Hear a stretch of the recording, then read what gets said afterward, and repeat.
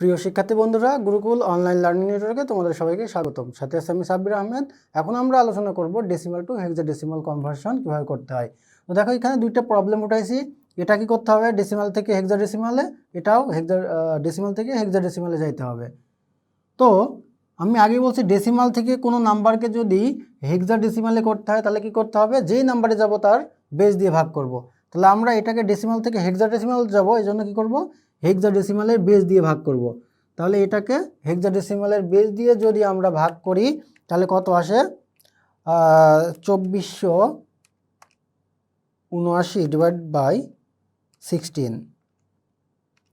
তাহলে এটা 154 বার যাচ্ছে। তো 154 বার যদি যায় তাহলে আমাদের অবশিষ্ট থাকছে কত? অবশিষ্ট থাকছে হচ্ছে 15। তাহলে অবশিষ্ট থাকছে কত? 15। তারপরে 154কে যদি আমরা 16 দিয়ে ভাগ করি তাহলে আসে কত? 9 বার যায়। এটা 9 বার যায়।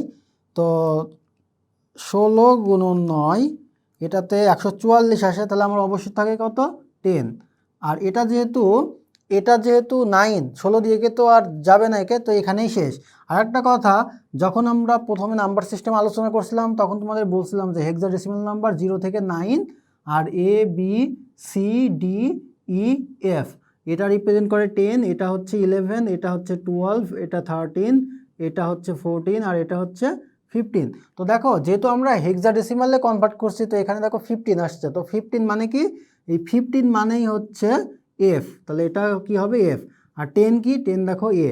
তাহলে এটা হচ্ছে MSB আর এটা হচ্ছে LSB। তাহলে 2479, এটা ডেসিমাল থেকে যদি আমরা হেক্সাডেসিমালে করি তাহলে আমরা নাম্বারটা কি লিখবো? 9 তারপরে এ এফ। এটাই হচ্ছে কি হেক্সাডেসিমাল নাম্বার। তো আমরা এই নাম্বারটা ডেসিমাল থেকে হেক্সাডেসিমালে কনভার্ট কিন্তু করে ফেললাম।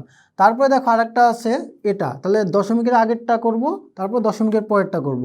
তো দশমিকের আগের 527, এটাকে তাহলে কি করব? যেহেতু হেক্সাডেসিমাল যাব এজন্য হেক্সাডেসিমালের বেস দিয়ে ভাগ করব।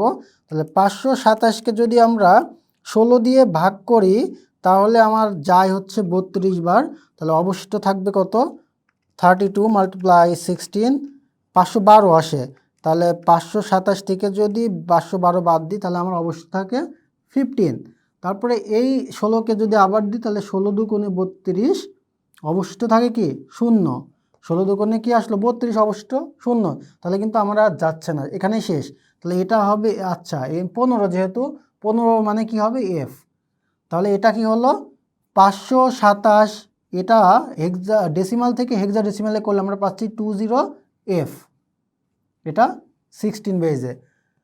তারপরে এবার পয়েন্টের পরে আসে হচ্ছে 625।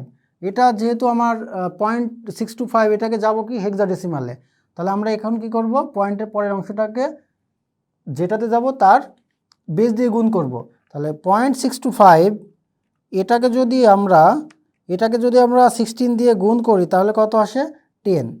তাহলে দেখো এখানে কিন্তু দশমিকের পরে আমার কোনো কিছু থাকছে না, তাহলে এই একটাই। তাহলে আর 10 কি রিপ্রেজেন্ট করে? এ।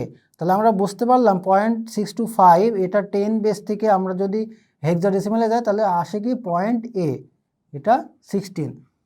তাহলে একত্রে আমরা 527.625 10, এটা সমান কি লিখবো? 20F পয়েন্ট এ 16। তো হয়ে গেল আমার এটা ডেসিমাল থেকে হেক্সাডেসিমালে কনভার্ট করা। তো আশা করি তোমরা বুঝতে পারছো কিভাবে ডেসিমাল থেকে হেক্সাডেসিমালের কনভার্সনগুলো করবা। তো এখানে যেটা বোঝানো হয়েছে, এখানে বুঝতে যদি তোমাদের কোনো প্রকার সমস্যা হয়ে থাকে আমাদেরকে কমেন্ট করে জানিয়ে দাও, আমরা চেষ্টা করব পুনরায় বুঝিয়ে দেওয়ার। তো বন্ধুরা, এতক্ষণ সঙ্গে ছিলে এজন্য সবাইকে জানাচ্ছি ধন্যবাদ। পরবর্তী ক্লাস দেখার আমন্ত্রণ রইল।